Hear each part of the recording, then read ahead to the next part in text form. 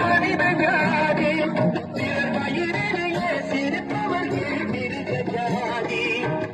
வயிறு வலிக்க சிரிப்பவர்கள் மனித ஜாதி